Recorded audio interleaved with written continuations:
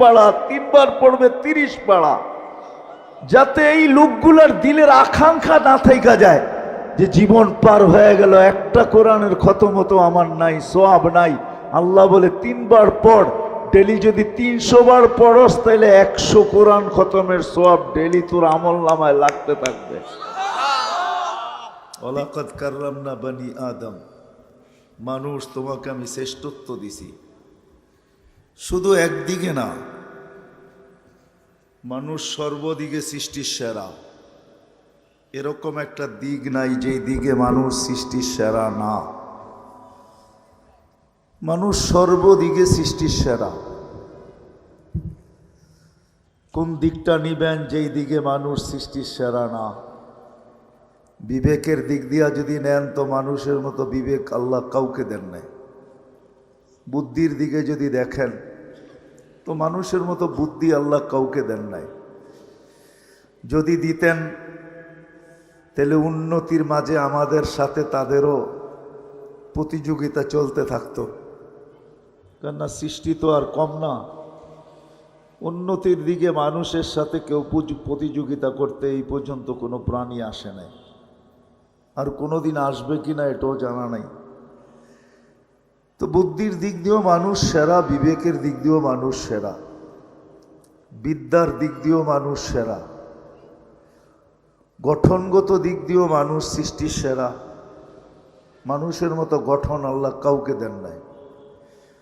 যদি দিতেন তাইলে আল্লাহ এটা কসম খায়া বলতেন, শুধু মানুষের গঠনের কথা কসম খায়া বলতেন না, লাকাদ খালাকনাল ইনসানা ফি আহসানি তাকওয়িম।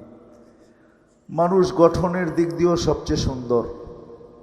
যদি রূপের দিক দিয়া বলেন তাহলে মানুষ রূপের দিক দিয়েও সবচেয়ে সুন্দর।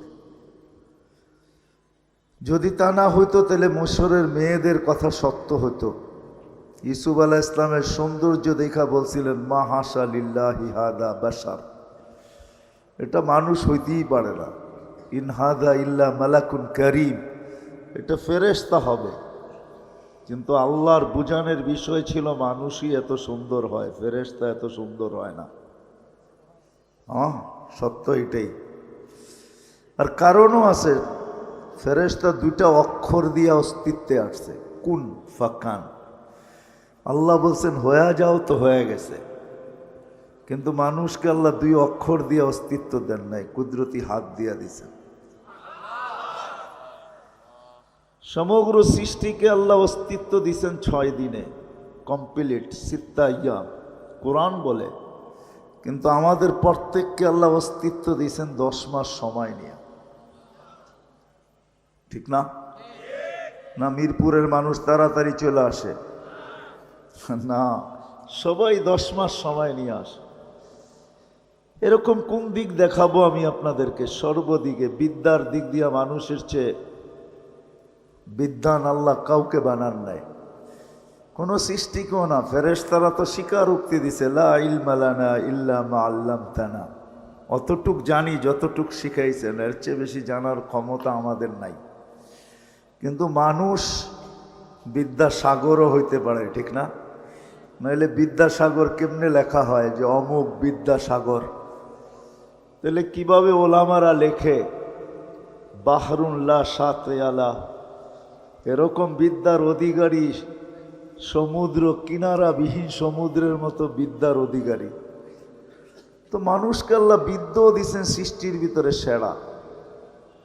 বিদায় ওই মানুষটার চিন্তা করা উচিত, বাবা উচিত, কেননা মানুষকে আল্লাহ চিন্তা ক্ষমতা দিছেন। এরকম চিন্তা ক্ষমতা কাউকে দেন নাই। মানুষ কিছু দেখা কিছু আবিষ্কার করতে পারে। আজকে সারা দুনিয়ার আবিষ্কারগুলা মানুষের ভাবনার ফল। মানুষ ভাবতে ভাবতে আবিষ্কার করে ফেলছে, ঠিক না? মানুষ প্রথম দেখছে টেলেক্স, খটখট খটখট আওয়াজ হয়, তো মানুষ ভাবতে শুরু করছে এই আওয়াজের থেকে কবে বাহির হওয়া যায়। তো মানুষের মাথায় টেলিফোন আসছে, টেলিফোন আবিষ্কার হয়েছে। আবার মানুষ ভাবতে শুরু করছে এই তার টানাটানি ভালো লাগে না, এই তার টানাটানির থেকে বাহির হওয়া যায় কি করে। আজকে মুঠোফোন চলে আসছে, কোনো তারের